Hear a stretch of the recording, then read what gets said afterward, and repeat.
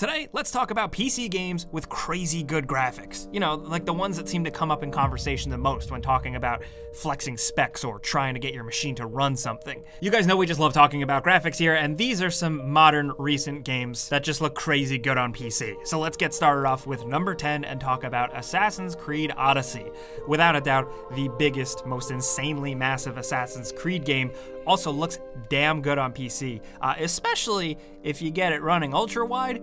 Holy hell. Origins really kicked things off with like Assassin's Creed games just looking out of this world, and Odyssey definitely pushes things to the limit with, like I said, a massive scale, but also down to a granular level, still tons of detail. Your character in particular looks incredibly detailed with, of course, a bunch of different modelings for different armor types because it's an RPG. Dust gets kicked up when you fight, characters get bloody, all of it's convincing combined with a really good lighting engine, and of course, it's worth pointing out the insane amount of variety. Tons of beautiful looking water, more tropical islands, tall mountains, fall trees with tons of foliage, even some snow. This game really has everything, and all of it looks really, really good. The higher the resolution, the bigger the screen, maybe HDR, chef's kiss. Now over at number 9, another one that you wouldn't think of at first, but The Division 2. Yes, this thing can really push some PCs, and for good reason. It looks incredible.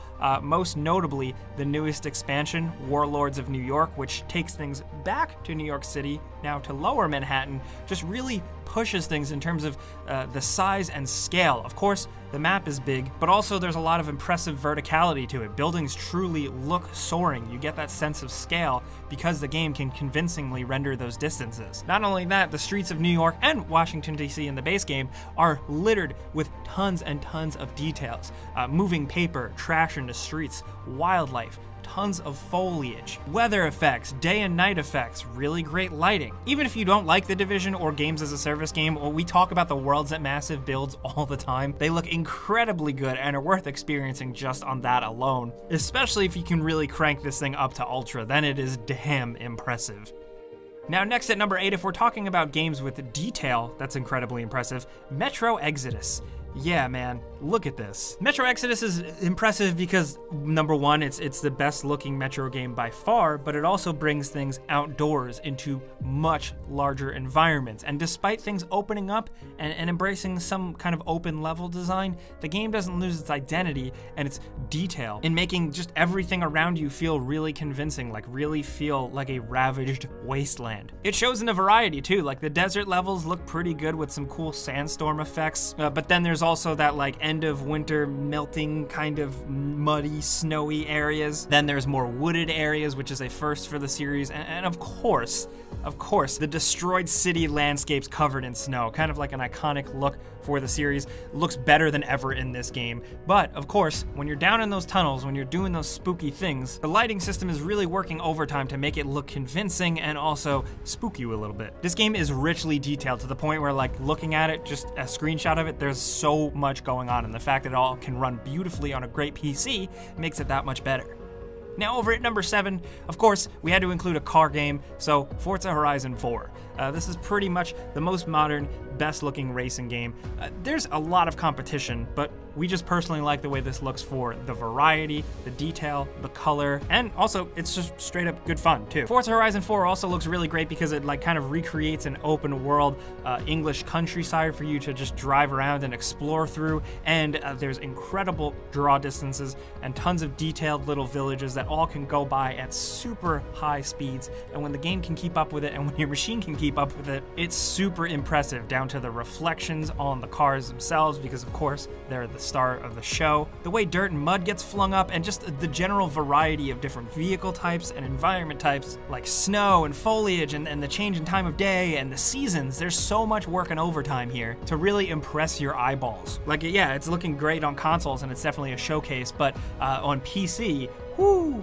Now over at number 6, we have Control, a game that we still think is underrated. It was our favorite game of last year, and for good reason. This third-person shooter is filled with tons of cool detail, artistic lighting, and great effects. Of course, this was an early showcase for RTX, which when it is switched on, the subtleties that it brings, the reflections in the floor, the way glass works, everything really just is turned up to 11. And even if you don't have an RTX capable machine, it's still mind-blowing. The amount of effects and things that moves around as Jesse blasts through the environment. Papers fly up in the air, debris smashes everywhere, things shatter, the ground cracks. All of that happening and running in real time above 60 frames per second is something that you truly need to experience. It's really impressive. Then, of course, if you zoom in with photo mode down to a highly detailed level, you can see the detail on Jesse, her face, her clothing, the weapon she uses, even like reflections in her eyes and stuff. It is crazy,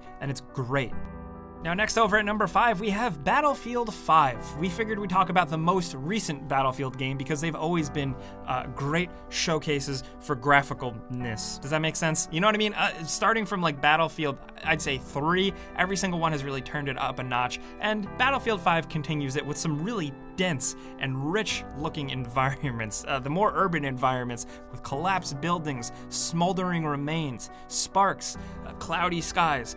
Looks damn good, not only on a good machine, but just like a really, really good monitor. Plus couple that with the added level of destruction that Battlefield 5 actually brings back to the series, and wow, we've demonstrated it before, but just even like a shockwave of an explosion, shaking the snow off of a roof and seeing it realistically slide down, seeing wood splinter and shatter. Even if you were a Battlefield fan who wasn't the biggest fan of 5, you can't help but point out that all these graphics working overtime with the destruction is really impressive.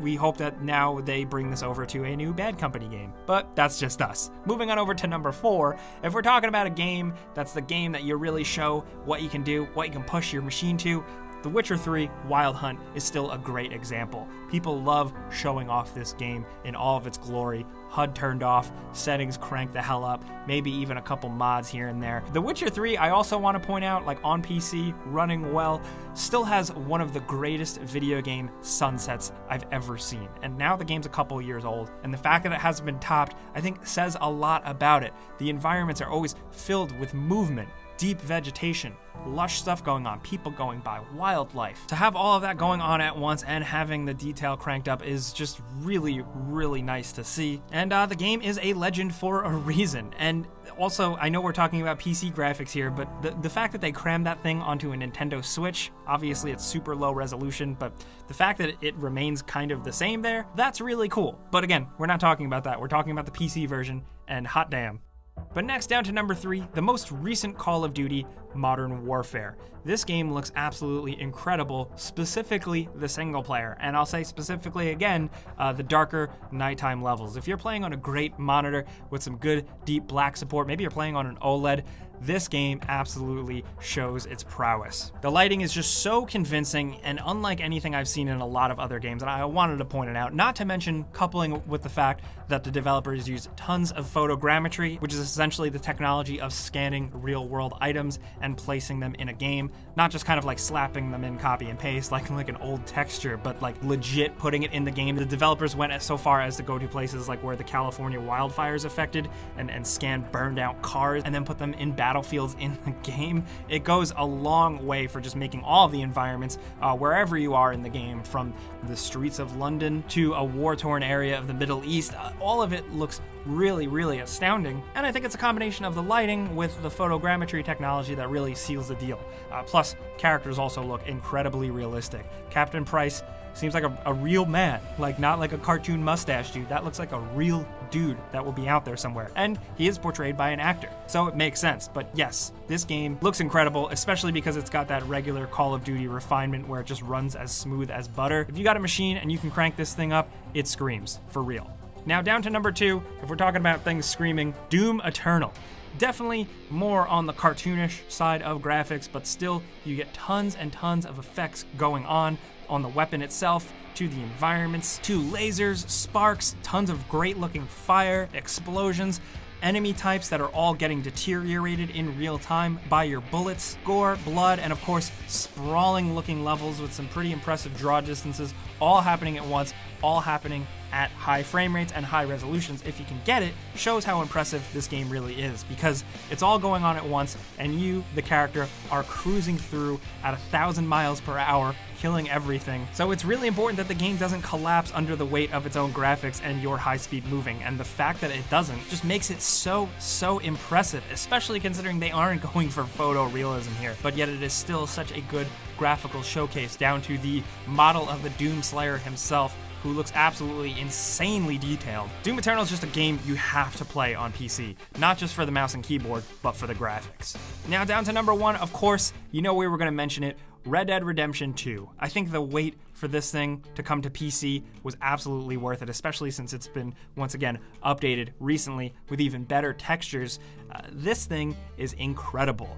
From the characters' details, the way their clothing moves as they move, to the way it gets dirty, to the way it gets wet, not only you, but your horse. And of course, the environment around you riddled with details, NPCs going about their day, carriages moving through the mud, or maybe even some busy streets, which, gotta say, Saint-Denis is an incredibly ambitious and impressively designed city that just looks so realistic, especially if you catch it at night with a little fog to it. When you see those streetlights and those lamps through the fog, you can see that this game is really operating on a totally different wavelength. And of course, the game world is so big, and the fact that it has all this detail is so impressive. Go out into the desert, go out into the woods, which is riddled with tons of lush foliage and wildlife. See your character get hot and sweaty, see him almost freeze to death, see the horse's balls, which has definitely been a talking point for a while now. This thing looked absolutely insane on consoles, but now that it's finally on PC, and you can really crank everything up and get a little extra detail and get a higher resolution and just get more detailed textures, it's just wild. It is absolutely the thing you should experience right now, especially now that the kinks are finally getting worked out. This thing is made for a kick-ass PC, and it's worth experiencing.